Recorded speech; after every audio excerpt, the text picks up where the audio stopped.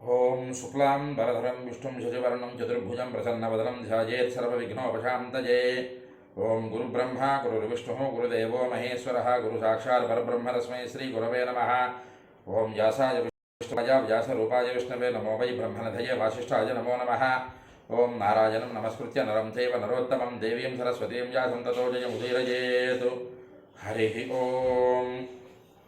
ప్రియ భగవద్బంధువులారా, ఆస్తిక మహాశయులారా, విష్ణు పురాణానికి మనం స్వాగతం పలుకుతూ ఆత్మానం రథనం విద్ధి శరీరం రథమేవతు బుద్ధింతు సారథ్యం విద్ధి మనః ప్రగ్రహమేవచ.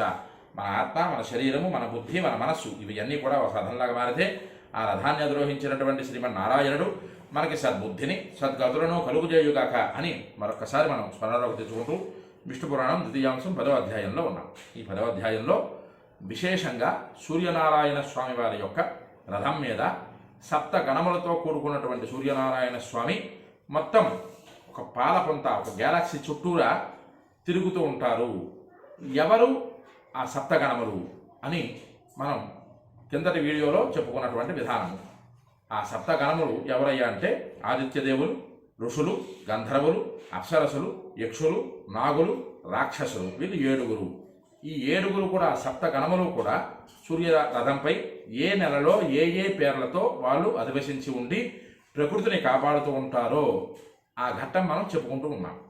విష్ణు పురాణం అంతటి మహోత్కృష్టమైనటువంటి గ్రంథంలో సూర్యనారాయణ స్వామివారి రథం గురించి, సూర్యనారాయణ స్వామివారి తాలూకు శక్తి గురించి, సూర్యనారాయణ స్వామివారి తాలూకు రథంలో అధివసించి ఉండేటటువంటి సప్తగణముల గురించి ఏ మానవుడైతే తెలుసుకుంటాడో అట్టి మానవుడికి ఆరోగ్యం సిద్ధిస్తుంది అని మరొకసారి మనం చెప్పుకుంటూ కిందటి వీడియోలో కార్తీక మాసంలో ఉండేటటువంటి సూర్యనారాయణ స్వామివారి రథం మీద ఏ ఏ దేవతలు, ఏ ఆదిత్యుడు, ఏ ఋషి, ఏ అప్సరస, ఏ ఏ నామాలతో కలిగినటువంటి వారందరూ ఉన్నారో చెప్పుకున్నాం. ఇక్కడ నుంచి మార్గశిర మాసం దగ్గర నుంచి పాల్గొన మాసం వరకు ఎవరు ఉంటారు దాని గురించి కాస్త వివరం మనం చెప్పుకునే ప్రయత్నం చేద్దాం. అంశు కాశ్యప తార్క్ష్యాస్తు మహాపద్మస్తథోద్వసి చిత్రసేనస్తథా విద్యు మార్గశీర్షేధికారిణ. మార్గశిర మాసంలో అంశుడు అనే ఆదిత్యుడు, కాశ్యపుడు అనే ఋషి, తార్క్షుడు అనే యక్షుడు, మహాపద్ముడు అనే సర్పము, ఊర్వశి అనే అప్సరస, చిత్రసేనుడు అనే గంధర్వుడు, విద్యుత్తు అనే రాక్షసుడు వీరందరూ కూడా సూర్యరథంలో ఉండి ప్రయాణం చేస్తూ ఉన్నారు అంటూ క్రతు భగ స్తథోర్నాయ స్ఫూర్ణ కర్కోటకస్తథ అరిష్టనేమి శైవాన్య పూర్వచిత్తి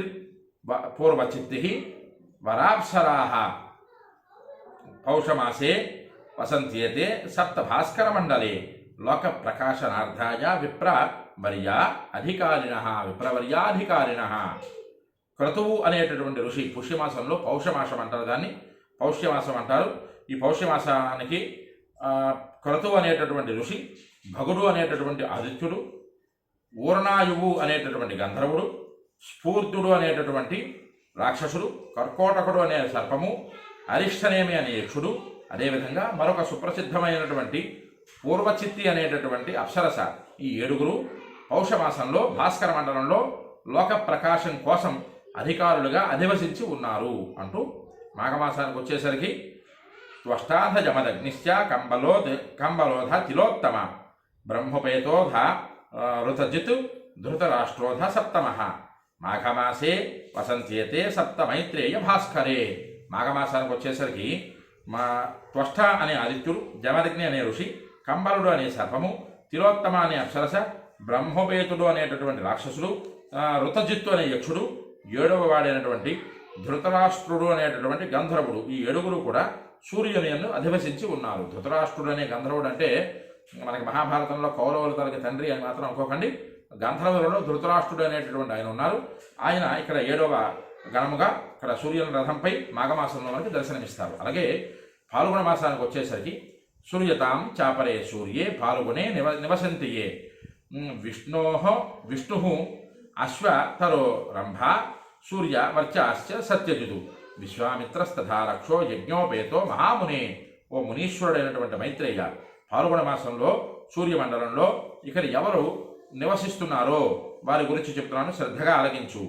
విష్ణువు అనే ఆదిత్యుడు, అశ్వతరుడు అనే సర్పము, రంభ అనే అప్సరస, సూర్యవర్చసుడు అనే గంధర్వుడు, సత్యజిత్తు అనే యక్షుడు, విశ్వామిత్రుడు అనే ఋషి, యజ్ఞోపవీతుడు అనే రాక్షసుడు వీరందరూ కూడా ఫాల్గుణ మాసంలో సూర్యరథానికి అధికారులుగా అధివసించి ఉన్నారు అంటూ మాసేష్వతేషు మైత్రేయ వసంత్యేతేతు సప్తకాహ సవితుర్మండలే బ్రహ్మన్ విష్ణుశక్తి ఉపబృంహితా. ఓ బ్రాహ్మణోత్తమ మైత్రేయ మహర్షి, ఈ విధంగా 12 మాసాలలో ఈ 7 చొప్పున విష్ణుశక్తిచే వృద్ధి పొందబడిన వారై సవితృమండలంలో నివసిస్తున్నారు. ఈ విష్ణుశక్తి అనేటటువంటి దాని గురించి ఒక అధ్యాయమే ప్రత్యేకంగా ఇచ్చారు పరాశరుడు వారు. విష్ణువే వైష్ణవీ శక్తిగా ఈ తర్వాత అధ్యాయంలో 11వ అధ్యాయంలో మనకి ఆ వివరం అంతా చెబుతారు పరాశరుడు వారు. అయితే ఈ సవితృమండలంలో విష్ణుశక్తిచే వృద్ధి పొందించబడినటువంటి వారే వీరందరూ అధివసించి ఉన్నారు అంటూ స్తువంతి మునయ సూర్యం గంధర్వైర్గీయతే పురః నృత్యంత అప్సరసో యాంతి సూర్యస్యాను నిశాచరాః. మునీశ్వరుడు సూర్యభగవాను స్తోత్రం చేస్తారు. రథం ముందర గంధర్వులు గానం చేస్తూ ఉంటారు, అప్సరసులు నృత్యం చేస్తూ ఉంటారు, రాక్షసులు సూర్యుడిని అనుసరించి వెళుతూ ఉంటారు. వహంతి పన్నగా యక్షై క్రియతే భీషు సంగ్రహ వాలఖిల్యాదిస్తథై దైవం పరివార్య సమాసతే. నాగులు సూర్యనారాయణ స్వామి వారి ద్వారా రథానికి కళ్యాలిగా ఉంటూ సూర్యరథాన్ని మోస్తూ భరిస్తూ ఉంటారు. యక్షులు ఆ కళ్యాలికి పగ్గాలుగా పట్టుకొని ఉంటారు.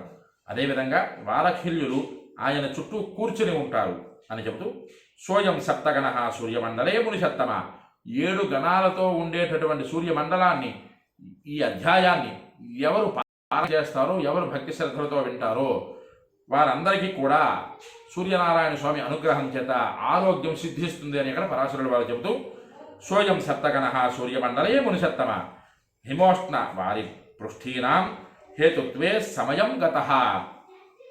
సూర్యమండలంలో భిన్న భిన్న మాసాలలో ఇట్లు ఈ భిన్న భిన్న సప్తగణములతో తమ సమయంలో చలికి వేడికి వారి వృష్టికి ఇది అంతా కూడా కారణభూతులవుతున్నది వైష్ణవీ శక్తి, విష్ణువు యొక్క వైష్ణవీ శక్తి అని ఈ అధ్యాయం ఇక్కడ ఈ శ్లోకంతో పూర్తి చేసుకుందాం.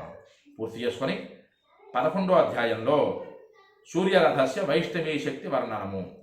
ఇక్కడ 10వ అధ్యాయంలో ఏ మాసంలో ఎవరు ఎలాంటి అధిపతులుగా నియమించబడి ఉన్నారు సూర్యరథానికి అని చెప్పుకున్నాం.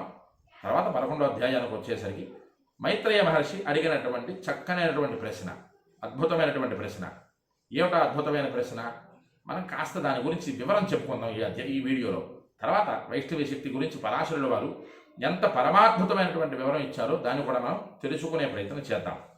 ఇక్కడ 11వ అధ్యాయం, ఎందుకంటే నేను ఎప్పుడైనా అధ్యాయం పూర్తయ్యేసరికి అధ్యాయంతో పూర్తయినటువంటి దాంతో ఆపిస్తున్నాను శ్లోకంతో.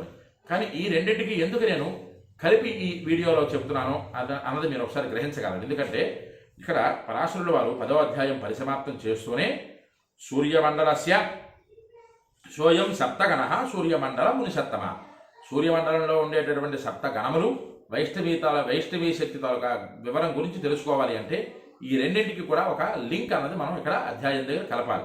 కావున ఈ అధ్యాయాలు రెండూ కూడా కలుపుతూ 11వ అధ్యాయాన్ని ఈ వీడియోలోనే ప్రారంభం చేస్తూ మైత్రేయ ఉవాచ, మైత్రేయ మహర్షి పరాశరుడు వారికి అడుగుతున్నాడు చక్కనైనటువంటి ప్రశ్న. ఆ ప్రశ్నకి ఆధారంగా మొత్తం 46-50 శ్లోకాలలో పరాశరుడు వారు చెప్పినటువంటి వైష్ణవీ శక్తి, ఆ వైష్ణవీ శక్తి తాలూకా వివరం మనం తెలుసుకునే ప్రయత్నం చేద్దాం. యదేతతు భగవానః గణః సప్తవిధోరవేః మండలే హిమతాపాదేః కారణం తన్మయా శ్రుతం. మైత్రేయ మహర్షి అడిగినటువంటి ప్రశ్నలో మొట్టమొదటి ప్రశ్న 11వ అధ్యాయంలో. భగవంతుడవైన నీవు ఓ మహర్షి, పరాశర మహర్షి, రవిమండలంలోనున్న 7 గురించి వివరించి ఆ సప్తగణమే చలికి, ఎండకు, అలాగే సమస్త ప్రాణికోటి ఆరోగ్యానికి కారణమని చెప్పగా నేను విన్నాను. అయితే వ్యాపారస్యాపి కథిత గంధర్వో రగరాక్షసాం ఋషీనాం వాలకిల్యానాం తథైవాప్సరసాం గురోహో. గంధర్వులు, ఉరగులు, రాక్షసులు, వాలకిల్యాది ఋషీశ్వరులు, అదేవిధంగా అప్సరసలు వారు చేసే పనులను గురించి కూడా నాకు చక్కగా తెలియజేశావు. అలాగే యక్షాణాంచరథే భానోహం విష్ణు శక్తిర్ధృతాత్మనం కింత్వాది తస్య యత్కర్మ తన్మాత్రోక్తం త్వయా మునే. యక్షులు కృత్యాలను కూడా వివరించావు, యక్షులు చేసినటువంటి పనుల గురించి కూడా నాకు వివరించావు. విష్ణు శక్తిని ధరించి ఉన్న సూర్యరథాన్ని అధిష్ఠించి ఉండేటటువంటి సప్తవిధ గణకృత్యాలన్నీ కూడా నాకు తెలియజేశావు. కానీ ఓ మునీశ్వర, అక్కడ ఆదిత్యుని కర్మ వ్యాపారాన్ని గురించి నీవు నాకు వివరించలేదు. అద్భుతమైనటువంటి ప్రశ్న కదా. సూర్యరథము, సూర్యరథానికి ఉండే చక్రము, దానికి ఉండేటటువంటి ఇరుసులు, అక్కడ నుంచి మొదలుపెట్టుకొని సూర్యరథంపై ఎవరు అధివసించి ఉన్నారు, వారు చేసినటువంటి కృత్యములు ఏమిటి, ఎలాంటి కృత్యములు వారు చేశారు, సూర్యరథంపై అధివసించి ఉన్నటువంటి వారందరూ కూడా ఎలాంటి కృత్యములు, ఇవన్నీ కూడా చెప్పేవే తప్పిస్తే నాకు సూర్యుడి యొక్క వ్యాపారము, కర్మ వ్యాపారం అంటే ఏదో కందిపప్పు, పెసరపప్పు, శనగపప్పు, మినపప్పు వీటి గురించి కాదు. సూర్యనారాయణ స్వామి ఆదిత్యుడు ఆచరించవలసినటువంటి కర్మ ఏదైతే ఉందో ఆ కర్మానుబంధమైనటువంటి ఆ రూపం గురించి, సూర్యనారాయణ స్వామి చేసినటువంటి పని గురించి నాకు నీవు ఎక్కడా కూడా వివరించలేదు అంటూ, యది సప్తగణో వారి హిమముష్టం చ వర్షతే తత్ కిమత్ర రవేర్యేన వృష్టి సూర్యాదితీశ్వరే. సప్తగణమే నీటికి, మంచుకి, వేడికి సృష్టి కారణమైతే ఇక సూర్యనారాయణమూర్తి వల్ల ఏమిటి ప్రయోజనము? అలాగే సూర్యుని వల్ల వర్షం కురుస్తుంది అంటారు కదా, దాని వివరం ఏమిటి అంటూ, వివస్వాతో మధ్యే యత్కాంతమితి కిం జనాః బ్రవీత్యతే తతు నమం కర్మ యది సప్తగణస్య తతు. సూర్యుడు ఉదయిస్తాడు, ఆకాశంలో మధ్యలో ఉంటాడు, అస్తమిస్తాడు అని జనులు అంటూ ఉంటారు, సూర్యుడిని చూస్తూ ఉంటారు కదా. అలాంటి సూర్యుని సప్తగణమే వృష్టియాది సమగతులకు కర్మలకు కారణమైతే జనవాక్యానికి అర్థం ఏమున్నది అని ప్రశ్న వేశారు పరాశరుల వారు. ఏమిటా ప్రశ్న తాలూకా అర్థము? చాలా గంభీరంగా పట్టుకున్నట్లయితే సూర్యనారాయణ స్వామి తాలూకా వివరం గురించి చెప్పండి స్వామి. ఆచార్యవర్య పరాశర మహర్షి ఇంతవరకు నడిచినటువంటి వృత్తాంతంలో సప్తగణముల గురించి చెబుతూ సూర్యరథము గురించి వివరించేవే తప్పిస్తే సూర్యుడు చేసినటువంటి ఉత్కృష్టమైనటువంటి పనుల గురించి నాకు వివరించు అని ఆ మైత్రేయ మహర్షి అడిగితే పరాశరుడు వారు చెప్పినటువంటి అత్యద్భుతమైనటువంటి ఘట్టం ఈ 11వ అధ్యాయంలో ఉంటుంది. ఈ 11వ అధ్యాయం అంతా కూడా దగ్గరగా 40-50 శ్లోకాలతో ఉంటుంది. ఆ 40-50 శ్లోకాలలో కూడా మనం వివరం కాస్త క్షమించాలి. ఈ 11వ అధ్యాయం మొత్తం 26 శ్లోకాలలో ఉంటుంది. ఈ 26 శ్లోకాలలో సూర్యరహస్య వైష్ణవీ శక్తి దాని గురించి మనం చక్కగా తెలుసుకునే ప్రయత్నం చేద్దాం. ఏ మానవుడైతే ఈ అధ్యాయాలన్నింటినీ కూడా విడవకుండా ఫాలో అవుతూ సూర్యుడి తాలూకా శక్తి సామర్థ్యాల గురించి తెలుసుకుంటారో, సూర్యనారాయణ స్వామి వారి తాలూకా రథం గురించి, దాని మీద అధివసించినటువంటి దేవతల గురించి ఈ వివరాలన్నీ తెలుసుకుంటారో అట్టి మానవుడికి ఖచ్చితంగా ఆరోగ్య ప్రాప్తి కలుగుతుంది అని పరాశరుడు వారు చెప్పారు. కనుక ఎవరికైతే ఈ వీడియో నచ్చుతుందో వారందరూ కూడా లైక్ చేయండి, ఈ వీడియోని 10 మందికి షేర్ చేయండి, మీ అమూల్యమైన మాటలను కామెంట్ రూపంలో పంపించండి, విష్ణు పురాణాన్ని మీరు వినండి, తరించండి, 10 మంది చేత వినింపజేసి ధర్మజేయండి. హరి ఓం స్వస్తి.